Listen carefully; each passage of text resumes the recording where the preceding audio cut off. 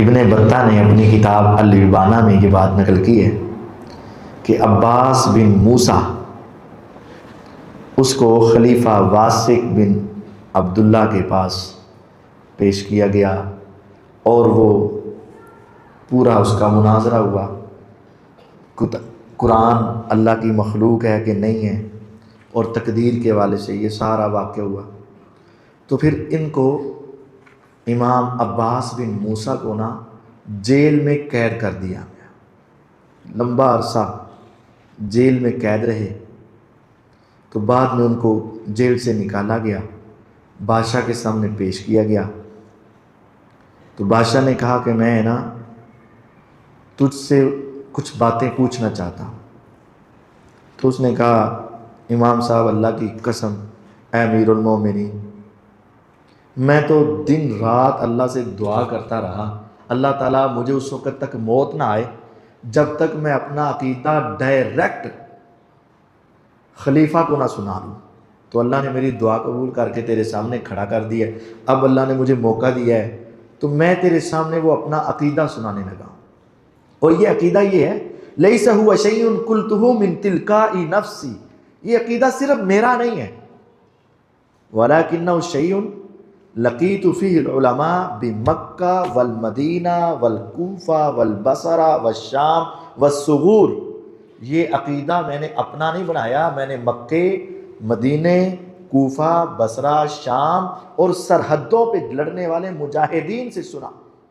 فرأیتہم علی السنۃ والجماعہ، اور یہ سارے اہل السنہ اور والجماعت کا عقیدہ ہے۔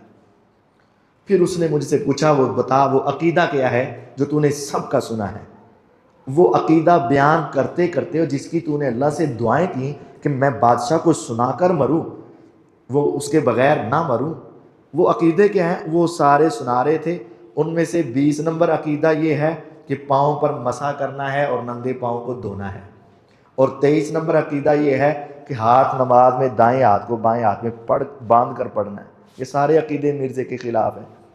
اور اس کے اندر 27واں عقیدہ یہ ہے والکف اما شجر بین اصحاب رسول اللہ صلی اللہ علیہ وسلم، یہ مکہ، مدینہ، کوفہ، بصرہ، شام سرحدوں کے تمام اہل سنت کا عقیدہ یہ ہے کہ صحابہ کے آپس کے اختلافات کو بیان نہیں کرنا، ڈسکس نہیں کرنا، یہ عقیدہ۔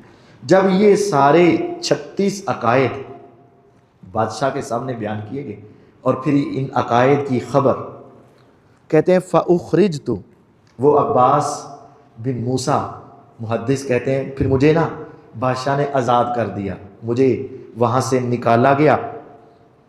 فَلَقِيتُ أَبَا عَبْدِ اللَّهِ أَحْمَدَ بْنَ مُحَمَّدِ بْنِ حنبل، تو میں امام احمد بن حنبل رحمہ اللہ کو جا کے ملا۔ فَسَأَلَنِي أَمَّا جَرَى بَيْنِي وَبَيْنَ الْخَلِيفَةِ فَأَخْبَرْتُهُ، انہیں پوچھا پھر خلیفے کے ساتھ کیا باتیں ہوئی، تو میں نے وہ سارا واقعہ سنایا۔ میں نے کہا بادشاہ نے کہا میں تیرا عقیدہ سننا چاہتا ہوں، میں نے کہا تو نہیں سننا چاہتا، میں نے رب سے دعائیں کی اس وقت تک موت نہ آئی جب تک میں اپنا عقیدہ نہ سنا لوں۔ پھر امام صاحب میں نے اپنا سارا عقیدہ سنایا جو مکے، مدینے، شام، بصرہ، کوفہ اور سرحدوں کے مسلمانوں کا۔ تو پھر کہتے ہیں عباس میں نے وہ سارا عقیدہ پھر امام احمد بن حنبل رحمہ اللہ کو سنایا کہ اے گلہ میں بادشاہ کو سنایا۔ ثم کا فقالا، تو امام صاحب نے یہ عقائد سن کر کہا لا نسی اللہ لک ھذا المقام حین تقف بین یدیہ، ظالم بادشاہ کے سامنے کھڑا ہو کر صحیح عقیدہ بیان کرنا کوئی معمولی بات ہے؟ افضل الجہاد ہے کلمۃ حق عند سلطان جائر، جب تو اللہ کے سامنے کھڑا ہوگا اس وقت اللہ تیرا بادشاہ کے سامنے یہ کھڑا ہونا کبھی نہیں بھولے گا۔ مطلب یہ ہے کہ روز قیامت اللہ تجھے اس کھڑا ہو کر حق سنانے کا اجر اور مقام عطا کریں گے۔ اور پھر فرمایا ینبغی ان نکتب ھذا علی ابواب مساجدنا، یہ لائق ہے کہ ہم یہ پوری فلیکس بنا کر، فلیکس کا لفظ تو میں ہی بول رہا ہوں، امام صاحب نے تو نہیں بولا، ہم چاہتے ہیں امام احمد بن حنبل یہ تیرا کلمات اور تیرا عقیدہ بیان کرنا اور ان عقائد کی یہ اہمیت ہے کہ لائق ہے کہ یہ سارے عقیدے مساجد کے دروازوں پر آویزہ کیے جائیں لکھ کر، وَنُعَلِّمَهُ أَهْلَنَا وَأَوْلَادَنَا، اور اس لائق ہیں کہ یہ عقائد ہم اپنی اولادوں اور اپنے گھر والوں کو سکھائیں۔